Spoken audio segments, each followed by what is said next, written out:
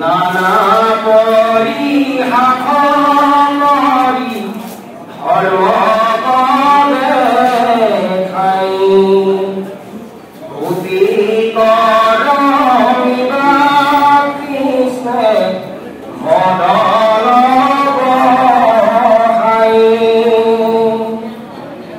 সৰ্ব দেখি অঙ্গ ধ্যান হইবা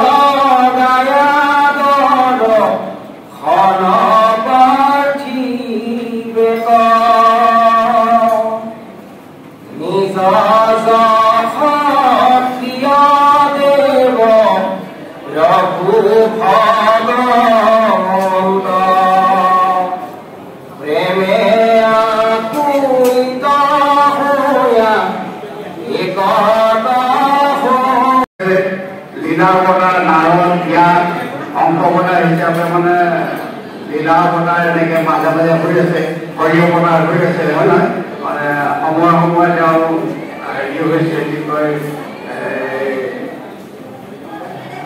ভগৱতক পালন কৰিবৰ কাৰণে বস্ত্ৰ অৱতাৰ হৈছে, নৰসিংহৰূপে খন্তেকৰ কাৰণে লীলাৱতাৰ হৈছে।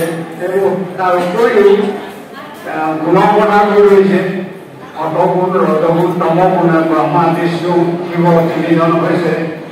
তাৰপিছত আকৌ ধৰ্ম বিস্তাৰৰ কাৰণে ভাগৱত কি কয় আপোনাৰ বেদৰ সাৰমৰ্ম প্ৰচাৰ কৰিবৰ কাৰণে ব্যাসৰূপে আহিলে, ব্যাসৰ ভুল হোৱাৰ কাৰণে আকৌ নাৰদ হিচাপে আহিছে, এনেকে ঠিক আহি থাকে। কিন্তু এইবাৰ আহিছে তেওঁ পূৰ্ণ অৱতাৰ হৈ, তাৰমানে ষোলনা বুলি কয়, চৌষষ্ঠি কলা সম্পন্ন হৈ আহিছে। এটা যুগত ৰাম অৱতাৰ হৈছিলে যদিও দ্বাপৰ যুগত শ্ৰীকৃষ্ণৰ যিটো পূৰ্ণ অৱতাৰ এইটো কোনো কালে হোৱা নাছিলে। শ্ৰীকৃষ্ণই হৈছে পূৰ্ণ অৱতাৰ। এনে বসুমতীক ব্ৰহ্মাই কৈ আছে যে এনেকে তেনেকেই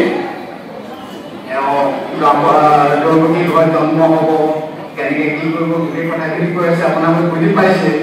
ইয়াত চমুকে তাৰমানে ভাগৱতৰ দশস্কন্ধ ভাগৱত যদিও ভাগৱত তৃতীয় স্কন্ধ প্ৰায় আৰম্ভ হৈছে।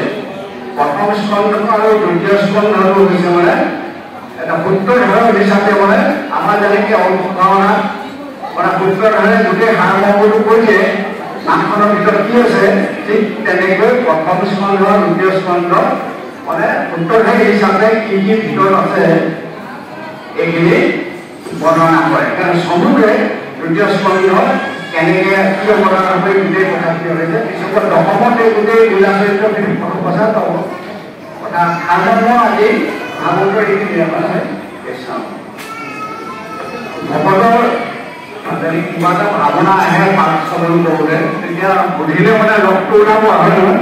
অৰ্থতে আচলতে ভাৱনা যেতিয়ালৈকে আমাৰ হৃদয়ত জাগ্ৰত নহয় তেতিয়াহ'লে ভাগৱতৰ ৰস মানে আচৰণ কৰিবলৈ কাৰণে অসুবিধা হয়।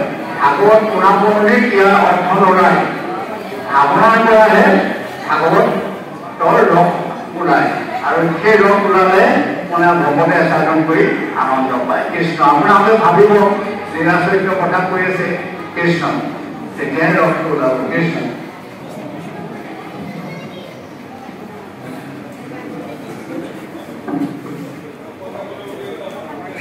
দেখা